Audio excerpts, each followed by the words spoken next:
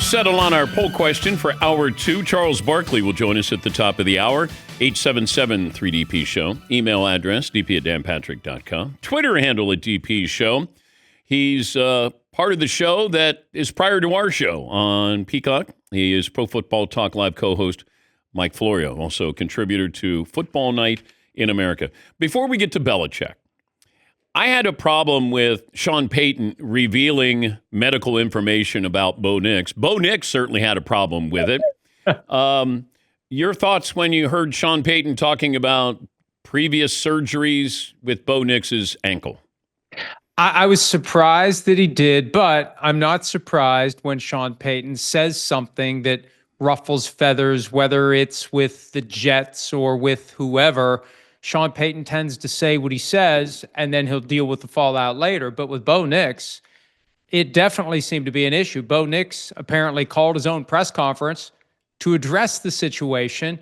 And I did think it was funny when Payton said he had surgery here, whatever. And Bo Nix says he doesn't know anything about the surgeries he had. It's like, Bo, he knows everything about every surgery you've ever had because he scouted you and drafted you, and everybody gets all that information. So they know. But it does seem to be a little something going on between Payton and Bo Nix. And fortunately, they have some time to smooth things over before they get back to work. Go to neutral corners. The Hall of Fame feels the need to issue a press release. Why? Well, I don't know, Dan, and it's funny. I was on radio in Seattle when the press release came out, and they said to me, "Oh, we've just gotten a statement from the Hall of Fame," and I thought it was a bit like, okay, and then I said, "No, it's real." I thought, "Oh my God, they're putting Belichick in. Like, why would you issue a statement?" And then when I saw the statement, like, what is this about? They're threatening to strip the voting privileges from 50 people who don't get paid, who spend hours every year. It's a vanity license plate. I mean, it really is. Nobody's getting a job because they're a Pro Football Hall of Fame voter. Nobody is holding on to their job because, oh, I'm a Hall of Fame voter. It's just something you can, talk to your friends and family about. And hey, I'm a Pro Football Hall of Fame voter, and you don't get anything for it other than a hassle. And now they're threatening to take it away because of some vague failure to comply with the bylaws. And I just posted something a little while ago, Dan. The best I can tell is they're not pleased with what Armando Salguero said to you yesterday about what went on in the room, because I got the bylaws. I found them, had somebody send them to me. There's a specific clause in there that says you have to maintain strict confidence about anything that is said in the meeting. So you're not allowed to talk about it. But this process has put people in a difficult position where fans, media, those of us who weren't in the room, we want to know what the hell happened to lead to this result. So I thought the whole thing was a mistake by the Hall of Fame. It doesn't surprise me because the Hall of Fame created this mess that now the 50 voters have to deal with. Okay, but how do they change this? As one of the voters told me on Wednesday morning, we know the system is flawed. We have to change it. What are they going to change it to? Dan, here's the easiest fix. They just need to go back to an up or down vote for the finalists. That's how it used to be. And Vahe Gregorian, who posted at the Kansas City Star website his reasoning for not voting for Belichick, he said... Wait a minute, hold on, Mike. Go back to, it's just a thumbs up or thumbs down? There no vote? It used to be, well, no, I mean, you voted secretly, but it used to be when you had your pool of finalists, they would go through each one. Once we got down to the actual finalists, whatever it was, 5, 8, however many, it would be up or down. We vote yes or no. And if you got 80% of the vote, currently with 50 voters, you get 40, you're in. So Vahe Gregorian, who didn't vote for Belichick, wrote in his column, if it was just a straight yes or no for Bill Belichick, yes, I'm voting for Bill Belichick. He should be in. But they've created this weird thing, and I'll try to be as concise as possible to the extent that I even understand it. They have 5 people jammed into the same bucket. And for this year, it was Robert Kraft, Bill Belichick, L.C. Greenwood, Ken Anderson, and Roger Craig. 3 from the seniors committee, contributor nominee Kraft, coaching nominee Belichick. 5 of them. You pick 3. You don't do up or down for each one. every voter picks 3. And Gregorian's explanation is, well, for these 3 senior committees, this is their only shot. These guys, Greenwood, Anderson, and Craig, this is it for them. If they don't get in now, they're never getting in. So he voted for them because his thinking is Belichick's going to get in next year. So that process that has changed what used to be yes or no, up or down, that makes it harder for the finalists to get in. And it's why we saw a smaller class last year. Of whoever was in that bucket last year, Sterling Sharp was the only one who got in. They all should have a straight up or down vote. It shouldn't be this weird pick 3 out of 5, and then we'll see who gets 80%. Yeah, because if you get to the point where the contributor and the coach are getting in, and then you have 3 players that survive to get to this point. And as the voters said, you know, you got 5 candidates that are worthy, and now we got to pick 3 out of the 5, and they have to get 80%. It's just a flawed system. Why not put all 5 in if you got 1 from that category, 1 from that category, and 3 former players? Here's my theory, Dan. I think that the Hall of Fame was sensitive to criticism from people like Deion Sanders that too many people are getting in. But raising the bar, when you've already had a bar here, it's not fair to the next class of candidates to say, we're raising the bar higher. Even though we've put all these other people in under a different standard, we're now raising the bar higher. The only solution to Deion's concern, and we've been advocating this for 3 years now, create an upper room of the Hall of Fame, the best of the best. We have a running list that we post every year at the time the Hall of Fame enshrinement ceremony happens, updated, whether or not there's any new ones this year, that are the no-brainer mic drop, these guys are in. And the sad part about this is Belichick would be on that list. He's a no-brainer mic drop, best of the best, and he couldn't get through the door the first time around. That's what I think makes this so frustrating to most people. But if you were going to pinpoint the biggest reason why Belichick is not going into the Hall of Fame this year, it's what?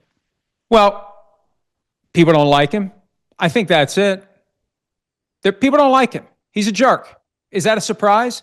But I think we need to be able to compartmentalize. He's one of the greatest coaches of all time, and the fact that he is a jerk, objectively speaking or subjectively speaking, my opinion, he's a jerk. Others have that opinion. That's part of what made him great. He'd rip into Tom Brady in front of the meeting room and scare the hell out of everybody, and they'd all, we better do our jobs, or we're not going to have jobs. So he's clearly one of the greatest coaches of all time, and I think it's easy to find reasons. If you don't like someone, if you're looking for a reason, it's Spygate. He needs to sit out a year because of Spygate, or whatever else they want to throw. Look at his record without Tom Brady. Look at his record with Tom Brady. Tom Brady made Bill Belichick. Like, you can come up with any reason, and people just subjectively don't like certain people, and I think that when you have a unreasonably secret process where no one's allowed, it's like a papal conclave. I mean, come on, why isn't it transparent? When you take away transparency, people can hide behind all sorts of things, and then and you don't even have to vote no. That's one of the other problems with this process. I didn't vote against Bill Belichick. I just didn't vote for him. I never said no to Bill Belichick. So I think, and I'll defer to Armando, because he presented him and he told you yesterday Spygate seemed to be the reason. But I think it was just at least 11 of the 50 didn't like him, and so they sunk their teeth into anything they could to justify it. Mike Florio, Pro Football Talk Live co-host. What does this mean for Tom Brady when he becomes eligible? I don't think it means anything. Tom Brady should be a mic drop, no-brainer, first ballot, upper room Hall of Famer. And he's in a different category. See, he'll be in the modern era player category that ultimately gets down to 15 when they start the meeting. And then they cut it to 10, and then they cut it to 7. And I think you vote for 5 of the 7. Just same idea as the other thing we talked about, and you have to get 80% on the 5 of the 7.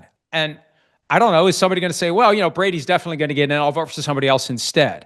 So they need to get back to up or down. And if it's a straight up or down vote, who would vote no to Tom Brady? Deflategate was a a small blip on the radar screen, and I think it was overblown. I think the evidence should have been deemed to be inconclusive.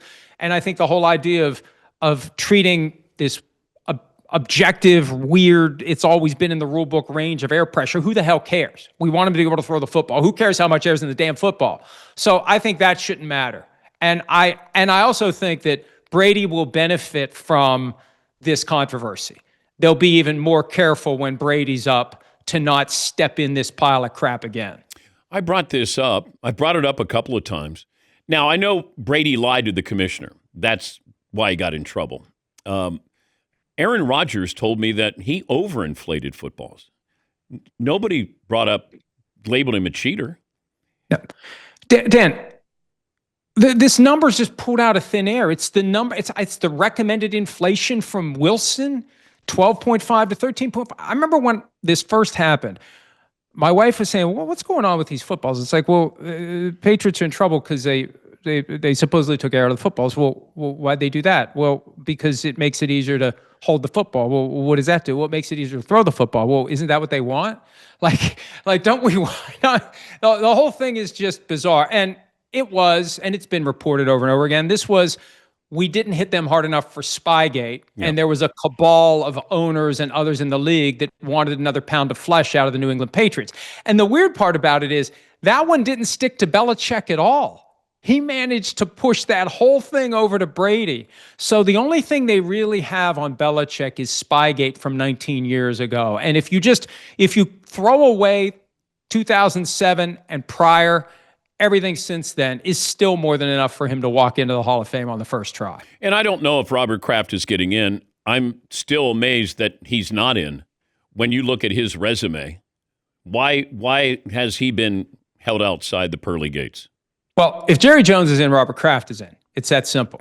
Now, Robert Kraft is trying to get in under this new flawed process, and I won't be surprised if he didn't get in. I know there are some out there thinking that Robert Kraft has this grand conspiracy where he's going to keep Belichick out and he's going to get himself in.